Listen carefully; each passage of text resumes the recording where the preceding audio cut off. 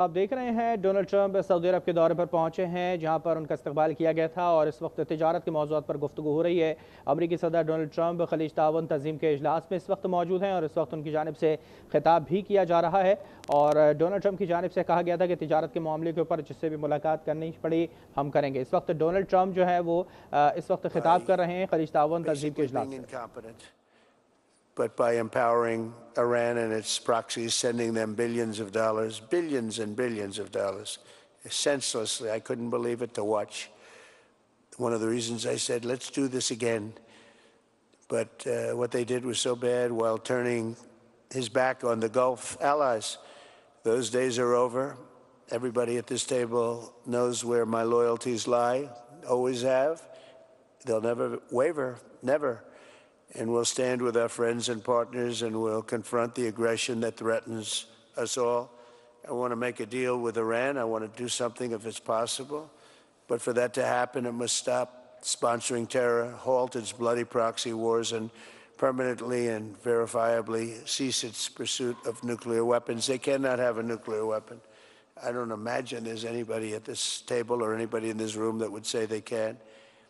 I'm strongly urging all nations to join us in fully and totally enforcing the sanctions that I just placed on Iran, and we also placed secondary sanctions, which are in certain ways even more devastating. Iran, as you know, had no money when I left office. They were broke. They had no money for Hamas. They had no money for Hezbollah. There was no attack. There was no thought of attack. There would have been no attack if I were president.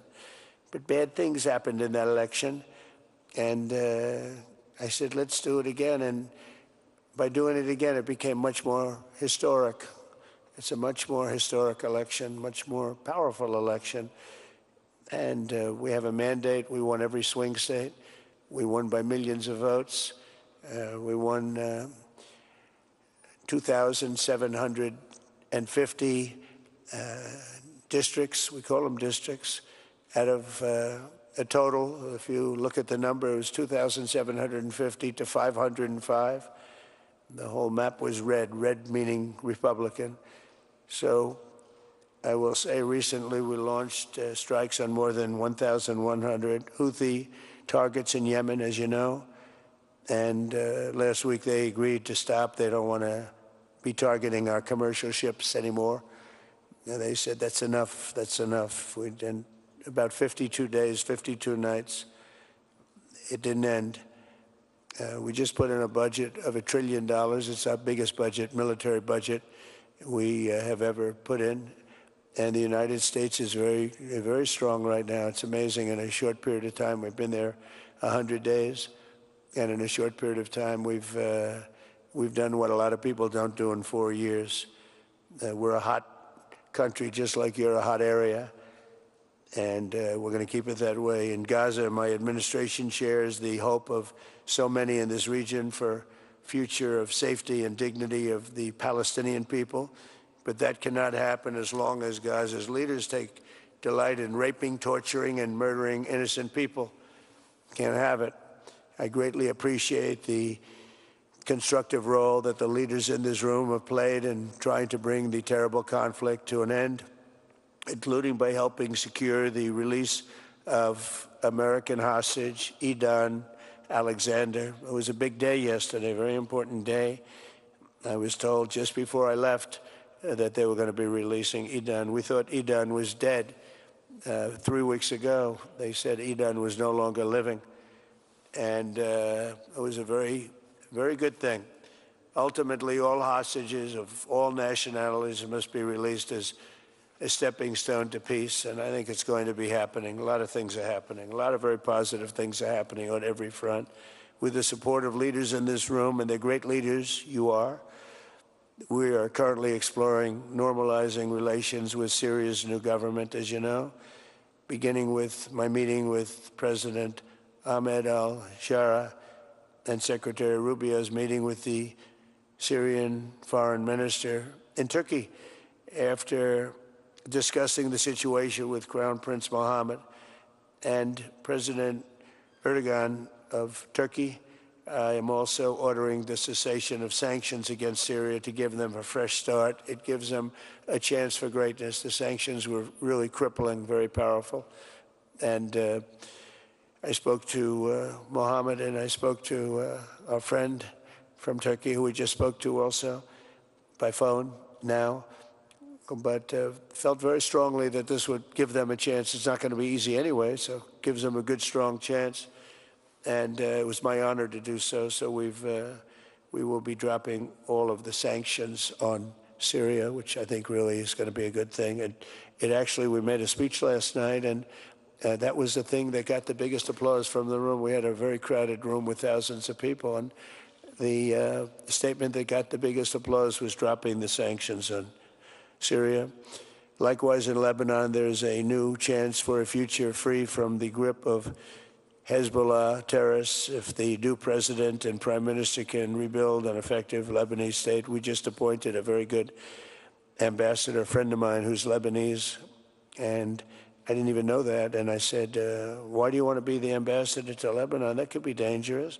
He said, I don't care. I grew up there. I love the country, and I don't care if it's dangerous or not dangerous. I want to do that. And he's a very capable man, very successful man from the United States, and he's going to be your ambassador. He's going to do a great job. But this is a once-in-a-generation opportunity to forge a Lebanon that is prosperous and at peace with its neighbors. And I think things can really happen there. They've had a tough go of it for a long time. At the end of my first term, all of the momentum in this region was toward peace. I especially want to thank and congratulate the United Arab Emirates and Bahrain for their vision and courage in signing the historic Abraham Accords. It was something, it's a very big thing. I believe we would have had it filled out had the election been called fairly, which it wasn't. It was a rigged election. I hope that in the near future we can continue that progress. We have a mandate from the American people, the likes of which people haven't seen for 129 years. They say it was the most consequential election in America in 129 years. So that sounds like a long time, so we'll take that. But in the future, we'll continue that progress by adding more countries to the Abraham Accords. We have the 4, and I think they're going to be filling up very rapidly. Biden didn't do anything because he never did anything about anything. He had no capability, he had no ability, and it was a shame what he's done to so many countries, including our own. We had an interesting fact. About a year ago, there was a story that we're having a hard time getting enlistments into the military, and it was at the lowest level almost ever. People didn't want to go into our military. And it just came out last week, you probably saw that we have now the strongest enlistment in the history of our country. They say 38 years. One said 37, one said 32, and one said ever. So we just had the strongest enlistment in the history of the United States of America. So think of it. In 1 year, we went from they can't get people to enlist to we have the strongest enlistment. And that includes the police departments, too. We're having a hard time getting people to be police, the great law enforcement arm that we're known for, and now we're setting records. It's hard to get a job. I mean, frankly, the lines of people wanting to be police officers and go into the military, and it's a matter of spirit. We have great spirit in the country right now. We've done a lot in 100 days, I'll tell you that. It's all started on November 5th with the election. But a stable and peaceful Middle East will be a successful and prosperous Middle East, and that's what you've done, and that's what you're doing. And, you know, it's amazing because when I was here last, it was fine, it was doing good. And then I see the things that you're doing here and in your countries. It's just an incredible what you're doing is, the whole world is talking about it. The whole world is watching us. Look at all the news over there, the fake news. Look at them. The whole world is talking about what you're doing, and you're the envy of the world. Together, we're in this room, and we're going to forge a Middle East that will be a thriving commercial, diplomatic, and cultural crossroads at the geographic center of the world. That's what it is. It's the center of the world. I look forward to working with you, and I want to thank Mohammed. I want to thank you, Crown Prince. We have a special relationship. We have long had a special relationship, but it was an honor to spend a couple of days with you, and I'll see you again soon, and I'll see you a lot. Thank you all very much. Thank you. شكرا فخامة الرئيس على كلمتكم. والآن أدعو جلالة الملك حمد بن عيسى الخليفة ملك مملكة البحرين لإلقاء كلمته، فليتفضل.